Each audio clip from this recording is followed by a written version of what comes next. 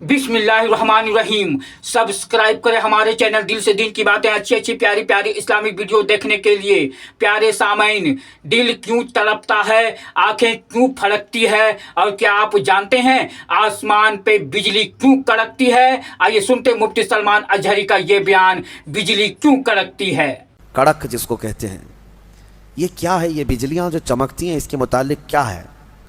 बारिशों के मौसम में या दीगर मौसमों में आप देखते होंगे कभी आसमान पर इतनी तेज़ चमक पैदा होती है और फिर उसके बाद बहुत सख्त हैबतनाक आवाज़ें आती हैं, भड़ भड़ भड़ की आवाज़ें। ये क्या है? हमारी ज़िंदगी इसी तरह के सफ़र से गुज़रती रहती है, हमें भी इंतज़ार होना चाहिए। ये ज़रूरी नहीं है कि रात कायम हो गई है तो रात हमेशा रहने वाली है। सूरज को निकलना है, उजाले को आना है। चाँद को अगर गहन लग गया तो ऐसा नहीं कि बरसों चाँद गहन लगा रहेगा। छटना है और आबो ताब से उसे फिर चमकना है। ये नशीब व फराज ज़िंदगियों में आते रहेंगे। किसी को लंबे दिनों तक तकलीफ़ें। नबी पाक सल्लल्लाहु तआला अलैहि वसल्लम शाब अबी तालिब की घाटी में 3 साल कैद का ज़माना गुजारे हैं। सोशल बाइकाट था मक्का वालों का, ऐसा कि पहरा बिठा दिया गया था कि कोई खाने पानी की चीज़ें भी हुजूर तक न जाने पाएँ। चमड़े खाए, पत्ते खाए 3 साल।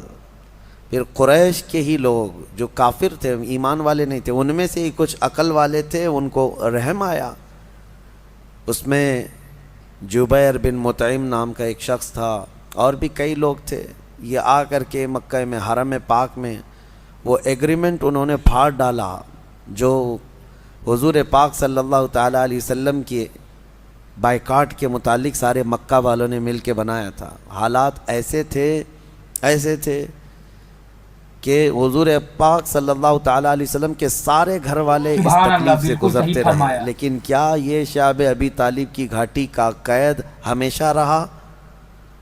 वहाँ से निकाला गया। हिजरत के बाद अल्लाह ताला ने आपको करार अता कि हमारी ज़िंदगियाँ इसी तरह से गुज़रती रहती हैं। बस अल्लाह तबारक व ताला की ज़ात से लौ लगाए रहें और इंतज़ार करते रहें कि वो कब हम पर दरवाज़े रहमत के खोलेगा, कब हमारे लिए उजाले लाएगा। लेकिन आस व यास उसी ज़ात से लगाए रखें। एक आयत आज हमने तिलावत की है सूरह राद में। सूरह राद जो है ये 13वें पारे में आई हुई सूरह है। इस सूरह के मुतालिक याद रख लीजिए, बड़ी फजीलत वाली सूरह है।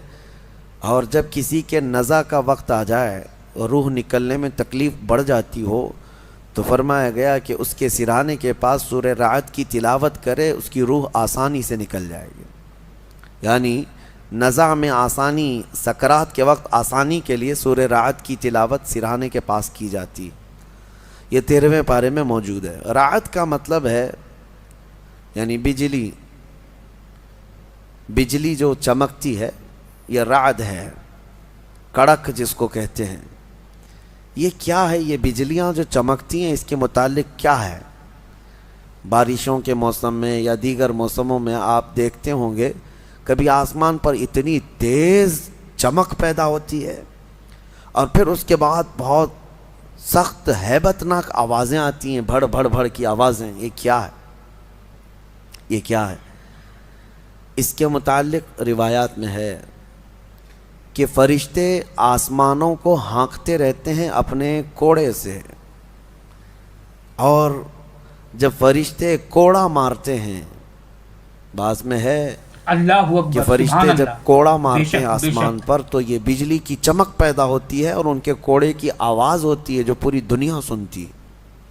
इस कदर हैबतनाक होती है। इससे आप अंदाज़ा करें वही कोड़ा क़यामत के दिन मुजरिमों को मारा जाएगा। आसमान को जब मारा जाता है तो इतनी तेज़ रोशनी पैदा होती है और अगर उससे आग गिर जाए तो नीचे जहाँ गिरे वो सब जलकर खाक हो जाए। और आवाज़ इतनी ख़तरनाक कि पूरा इलाका सुन लेता है। फिर क़यामत के दिन जब फ़रिश्ते कोड़े लगाएंगे, वही कोड़े हैं। हमारा जिस्म कैसे इस चीज़ को उठा सकेगा, बर्दाश्त कैसे कर सकेगा? बहरहाल एक आयत है इसमें सूरह राद में, उसकी तिलावत करनी चाहिए जब भी बिजलियां गरजती हैं। وَيُسَبِّحُ الرَّعْدُ بِحَمْدِهِ وَالْمَلَائِكَةُ مِنْ خِيفَتِهِ وَيُرْسِلُ الصَّوَاعِقَ فَيُصِيبُ بِهَا مَنْ يَشَاءُ وَهُمْ يُجَادِلُونَ فِي اللَّهِ وَهُوَ شَدِيدُ الْمِحَالِ۔ اللہ فرماتا ہے یہ کڑک سبحان اللہ، اللہ کی تسبیح بیان کرتی ہے، اس کے حمد کی، اور فرشتے خوف کھاتے ہیں، ڈرے ہوئے ہوتے ہیں، اور اللہ فرماتا ہے یہ بجلیاں اللہ چھوڑ دیتا ہے، جسے چاہے جا کر کے لگ جاتی ہیں۔ یعنی یہ کرنٹ جو چلتا ہے بجلی کوڑے مارنے کے بعد، یہ دنیا میں کہیں نہ کہیں گرتی ہے، اور جس کو چاہے وہ بجلیاں جلا کر خاک کر دیتی ہیں۔ اللہ تبارک و تعالیٰ نے اس کا ذکر اس سورہ میں بیان فرمایا۔ اسی سورہ میں ایک آیت ہے، اللہ فرماتا ہے ان اللہ لا یغیر ما بقوم حتی یغیروا ما بانفسہم، بے شک اللہ تعالیٰ اس وقت تک کسی قوم کی حالت نہیں بدلتا جب تک وہ قوم خود اپنی حالت بدلنے کی فکر نہ کرے۔ قوت فکر و عمل پہلے فنا ہوتی ہے جب کسی قوم کی شوکت پہ زوال آتا ہے۔ سچ کہا ہے، سوچنے سمجھنے اور بدلنے کی طاقت جب ختم ہو جاتی ہے آدمی کی، تب وہ زوال پذیر ہوتا ہے، گرنے لگتا ہے۔ جس کو یہ فکر ہے کہ مجھے بدلنا ہے، اللہ تعالیٰ کی طرف سے اس کے لیے دروازے اور کھولے جاتے ہیں۔ کچھ لوگ یہ سوچتے ہیں یہاں بیٹھ کر کے میں متقی بن جاؤں، میں بیٹھ کر کے اللہ کا ولی بن جاؤں، میں کچھ کام نہ کروں اور مجھے ہر گناہ سے بچنے کی عادت ہو جانا چاہیے۔ ایسا کیسے ہوگا؟ تمہیں شوگر سے بھی بچنا ہے اور بی پی سے بھی بچنا ہے، لیکن روز 1 کلو شکر بھی کھاتے ہو، 1 کلو نمک بھی کھاتے ہو، کیسے ہوگا؟ تمہارا خود کا عمل، تمہاری کوشش جب تک نہ ہوگی، اللہ تعالیٰ فرماتا ہے ہم نہیں بدلیں گے ان کی حالتوں کو۔ اور جب تم بدلنا چاہو گے تو اللہ کیسے بدلتا ہے پتہ ہے؟ سبحان اللہ، بالکل اللہ صحیح اکبر، فرمایا۔ حدیث قدسی ہے، اگر تم ایک بالش بڑھ کر کے آؤ گے، اللہ فرماتا ہے 10 قدم بڑھ کر کے تجھے لے لے گا۔ اللہ کی رحمت 10 قدم آگے بڑھ کر تجھے لے لے گی۔ تم چل کر کے آؤ گے تو اس کی رحمت دوڑ کر کے لے لے گی، لیکن شرط ہے کہ تم بدلنا چاہو۔ تم نے اگر جس دن یہ ارادہ کر لیا، عزم کر لیا، اللہ کی طرف سے مزید دروازے کھولے جاتے ہیں۔ لوگ یہ کہتے ہیں نا توبہ کرنے کے بعد بھی پھر وہی ہوتا ہے، چھوٹتا نہیں۔ مسئلہ توبہ کا یہ نہیں ہے کہ گال پہ تھپڑ مار لینا، توبہ کا یہ ہے عزم کرنا، پکا ارادہ کرنا، اور اللہ سے یوں عرض کرنا کہ تیرا وعدہ ہے کہ جو بدلنا چاہے، جو بڑھنا چاہے تو اسے بدل دے گا۔ میں بدلنے کے لیے آگے بڑھ رہا ہوں مولا، اب تو رحمتیں بھیج۔ پھر دیکھو کیسے نہیں بدلتے۔ اللہ تمہیں توبہ پر دوام عطا کرے گا، پھر کبھی بھی قدم پھسلے گا اللہ تمہارے لیے مدد نازل فرمائے گا۔ زندگی ہے، آخری سانس تک کچھ نہ کچھ خطائیں ہوتی رہتی ہیں، قدم جب بھی پھسلے گا لیکن مولا تمہیں توبہ کی توفیق ضرور عطا کرے گا۔ اسی لیے کوشش پہلے خود کے بڑھنے کی ہو، خود کے بدلنے کی ہو۔ ایک بات یاد رکھیں، ہمارے معاشرے میں اچانک کوئی ہوا نہیں آئے گی جو سب کو پرہیزگار بنا کے چلی جائے گی۔ ہمارے محلے میں کبھی ایسی بارش نہیں ہو جائے گی کہ اس بارش میں جتنے بھیگ جائیں گے سب اللہ کے ولی بن جائیں گے، نہیں، پرٹیکولر ہر ایک کو بدلنے کی کوشش کرنی ہوگی، تبھی انقلاب آتا ہے۔ ایک ایک آدمی بدلنے کی سوچے اور پھر دیکھے انقلاب آتا ہے۔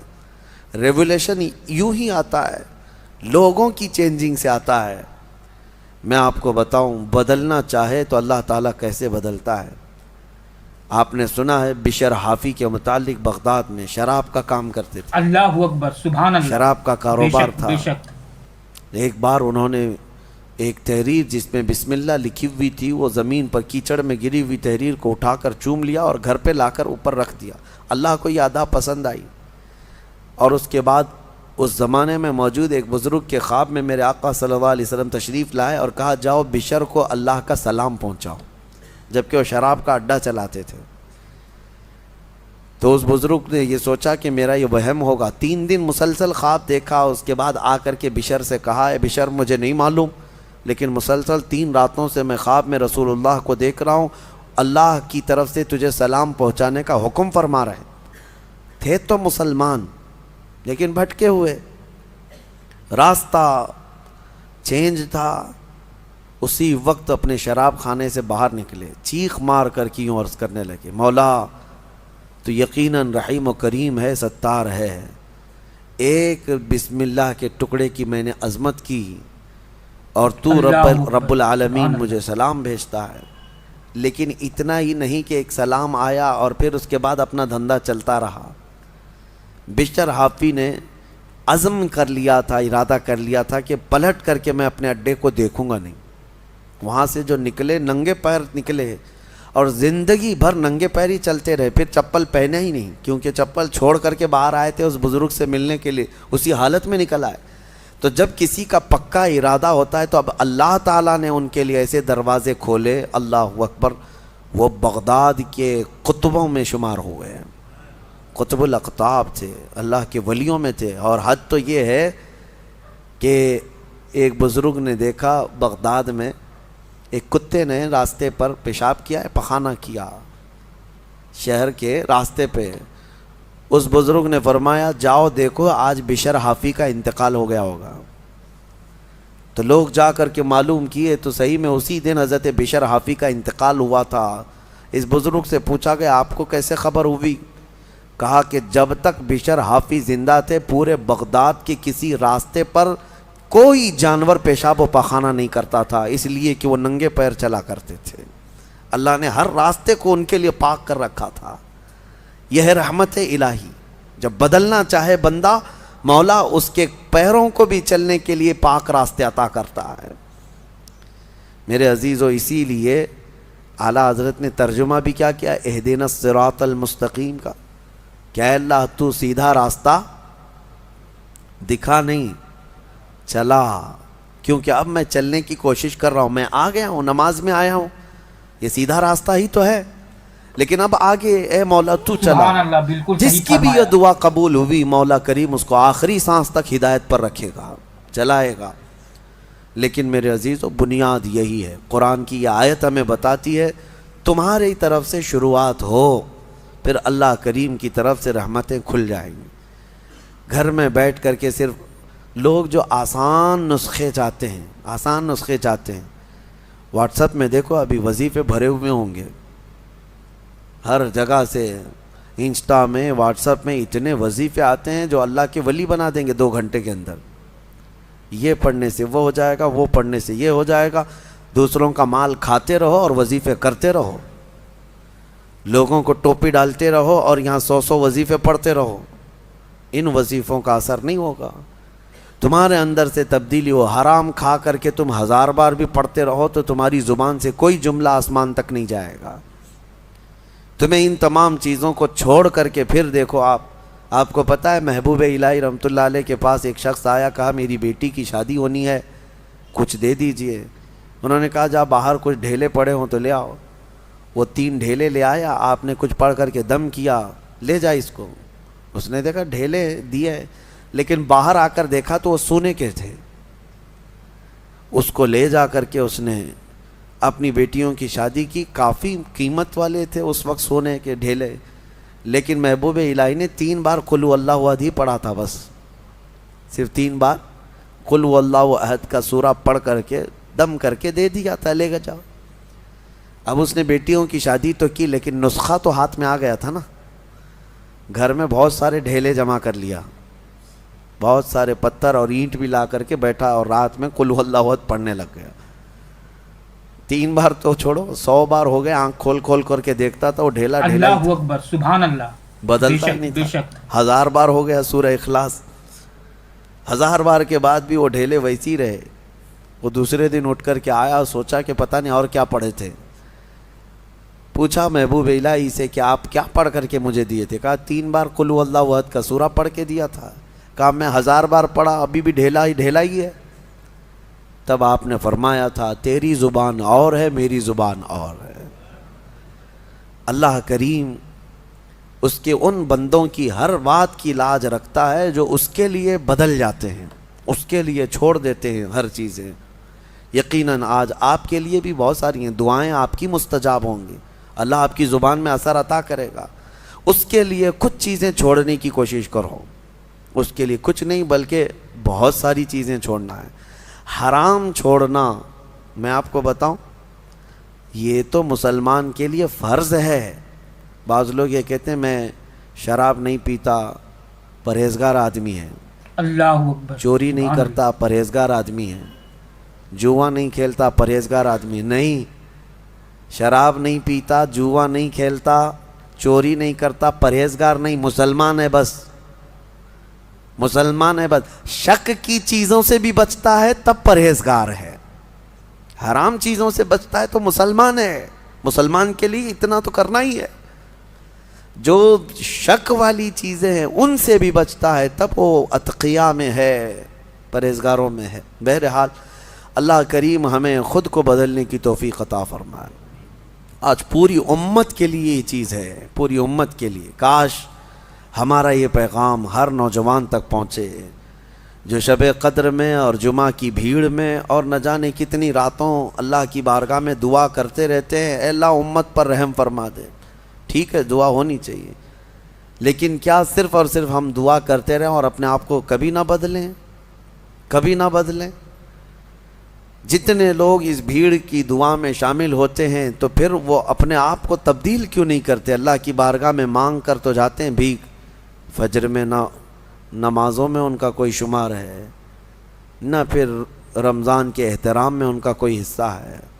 مجھے یہ بتاؤ، شوق سے ویڈیو ادھر سے ادھر پھیلاتے رہتے ہیں. ایک ویڈیو پتہ نہیں کتنا سرکولیٹ ہوتی ہے. ابھی میں دیکھ رہا تھا ایک امام کو کچھ آتنکی بھگوا لوگ چاقو سے ایسے قتل کر رہے ہیں، بے دردی کے ساتھ مار رہے ہیں، خون بہہ رہا ہے، داڑھی بھی کاٹ دیا، سب کچھ کر رہے ہیں، اور یہ سارے واٹس ایپ پہ گھومتی رہتی ہے ویڈیوز. اس سے پہلے بھی دیکھا ہوگا آپ نے بہت سارے اس طرح سے ظلمن مارنے والی ویڈیوز. دیکھا فارورڈ کر دیا، دیکھا فارورڈ کر دیا. کیا اتنا احساس بھی مر گیا کہ ان تمام چیزوں کو دیکھنے کے بعد خود کو بدلنے کی کوشش کرتا؟ شاید یہ میرے شامت اعمال کی وجہ سے یہ حالات بنتے چلے گئے ہیں. کتے آج شیروں کی طرح کام کرنے لگ گئے ہیں. وہ ہیں کتے لیکن وہ ڈرا رہے ہیں ایسے جیسے کہ شیر ہوں، اور جو محمد عربی کے شیر تھے وہ ایسے سوئے ہوئے ہیں، ایسے سوئے ہوئے ہیں کہ وہ بدلنا نہیں چاہتے. اسی لیے شاعر نے بہت پہلے ایک بات کہی تھی، جگہ جگہ کے تھک چکے ہیں تمہیں یہ ہنگامے ہیں. یہ روز جو ہنگامے ہو رہے ہیں یہ روز جگا رہے ہیں، اور یہ ہنگامے ہی تھک چکے اب تم کو جگہ جگہ کے. نشاط لذت خواب گراں بدل ڈالو، غلط روی سے منازل کا بہت بڑھتا ہے، مسافروں رویش کارواں بدل ڈالو. تم اگر ٹیڑھا چلتے رہو گے تو منزل لمبی ہو جائے گی، تو چلنے کا طریقہ بدل ڈالو، جو سیدھا راستہ ہے اس پر آ جاؤ.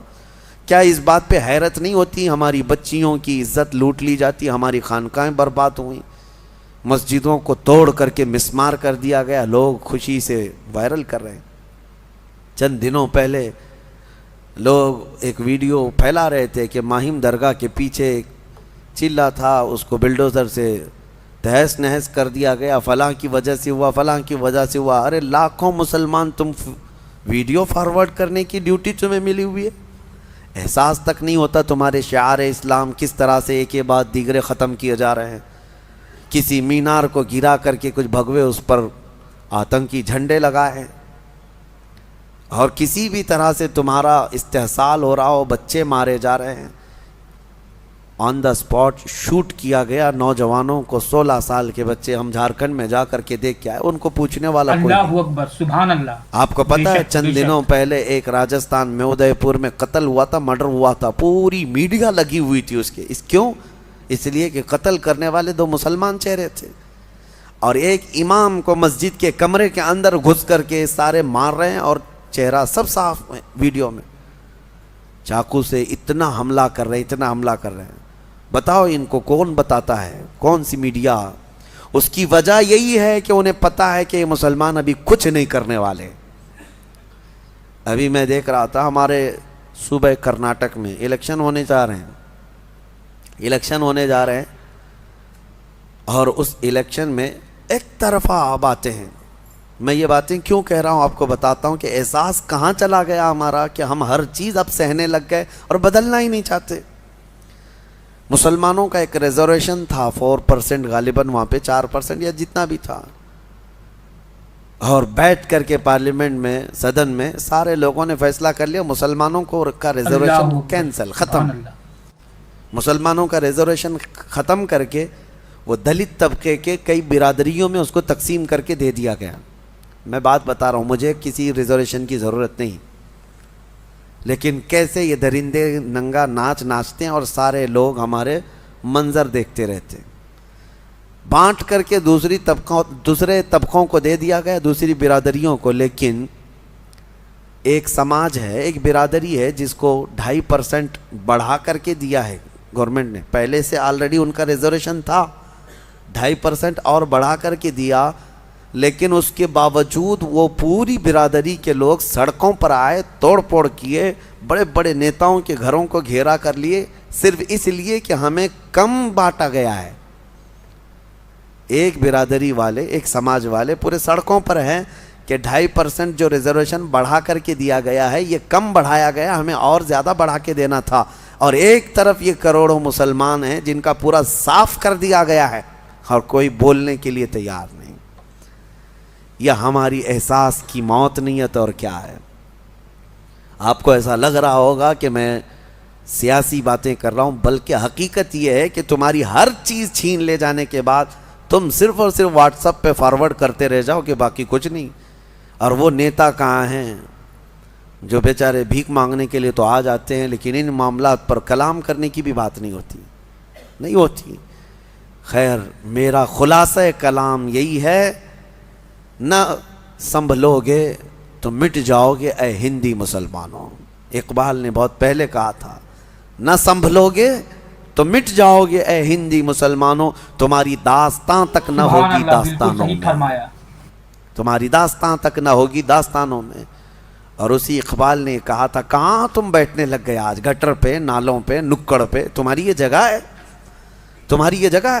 نہیں تیرا نشیمن قصر سلطانی کے گنبد پر, تو شاہین ہے بسیرا کر پہاڑوں کی چٹانوں میں. تم امت محمدیہ ہو. بہرحال ہو سکتا ہے میری یہ بات کسی پر اثر کر جائے. اللہ کرے کہ مجھے اور آپ سب کو اپنے آپ کو بدلنے کی توفیق عطا فرمائے. امت آج قسم پرسی کے عالم میں ہے. اللہ کریم ہمیں بہترین قائد عطا فرمائے, ہمیں صلاح الدین کا نائب عطا فرمائے, ہمیں شہاب الدین کا نائب عطا فرمائے جو امت کو جوڑ دے اور ہماری کھوئی ہوئی وقار و عزت کو واپس دلا دے. اور ایک آیت میں آپ کے سامنے رکھ کر اپنی گفتگو کو سمیٹتا ہوں. اللہ نے فرمایا, اب قرار والی بات ہے. اتنی دیر میں نے جو گفتگو کیا یہ پریشان والی بات تھی کہ ہم نہیں بدل رہے, حقیقت ہے, لیکن ایک قرار والی, اطمینان والی بات ہے. اللہ فرماتا ہے, الا بذکر اللہ تطمئن القلوب, آگاہ ہو جاؤ, دلوں کا قرار اور اطمینان اللہ کے ذکر میں ہے. اللہ کے ذکر میں. اللہ کا ذکر صرف یہی نہیں ہے کہ اللہ اللہ اللہ کریں. آپ مسجد میں بیٹھے, یہ بھی اللہ کا ذکر ہے, اللہ کا ذکر ہے. تم جس حال میں اسے یاد کر رہے ہو. ذکر کا مطلب عربی میں یاد کرنا. ذکر کے کئی قسمیں ہیں, ذکر باللسان, ذکر بالجوارح, ذکر بالقلب. تم اپنی زبان سے بھی ذکر کر رہے ہو اللہ کا, لا الہ الا اللہ, لا الہ الا اللہ, یہ ذکر باللسان ہے. ذکر بالجوارح, تمہارے ہاتھ کوئی نیک کام کر رہے ہیں, تم جو ہے یہاں صفائی کر رہے ہو اللہ کے گھر کی, کسی یتیم کی مدد کر رہے ہو, ہاتھ سے کوئی بھی کام کر رہے ہو, پیروں سے کوئی کام کر رہے ہو, چل کر کے جا رہے ہو, یہ تمہارے اعضاء کا ذکر ہے, تمہاری باڈی کا ذکر ہے.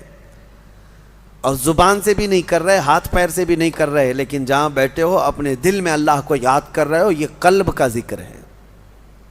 لیکن آپ کو ہونا یہ چاہیے کہ ان تینوں میں کسی ایک میں مشغول ضرور رہو.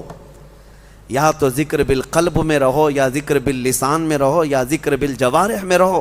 کسی بھی ذکر میں رہو گے, بدلہ کیا ہے؟ اللہ فرماتا ہے فَاذْكُرُونِي أَذْكُرْكُمْ, تم مجھے یاد کرتے رہو گے, میں تمہیں یاد کروں گا. اور اس کے یاد کرنے کا طریقہ یہ ہے, تفسیر میں فرمایا گیا, تم اگر اس کو تنہائی میں یاد کرو گے تو وہ مجمع میں یاد کرے گا.